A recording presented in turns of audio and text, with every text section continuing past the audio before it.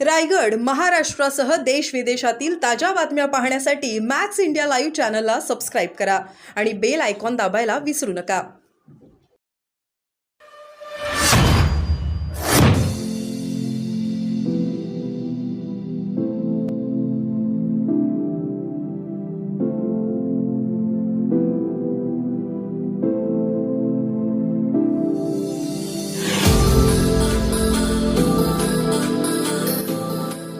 मेळाव्यासाठी शिवतीर्थावर कल्याण ग्रामीण आणि डोंबिवलीतून जवळजवळ 125 बस आहेत आणि लोकसभेतून 250 ते 350 बस या शिवतीर्थावर निघालेल्या आहेत. तर तुम्ही संपूर्ण ठाणे जिल्ह्याचा विचार केला जवळजवळ 700 ते 750 बस या ठाणे जिल्ह्यातून शिवतीर्थावर निघाल्या आहेत. आणि या दसरा आपला जो गुढीपाडवाचा जो मेळावा होतो आहे खऱ्या अर्थाने दरवर्षी एक त्याला वेगळंच महत्त्व असतं आणि यावरती विशेष महत्त्व आहे की आज राजसाहेब एक वेगळा काहीतरी निर्णय घेतील, महाराष्ट्राला एक वेगळी दिशा देतील, महाराष्ट्राला एक वेगळे विचार देतील.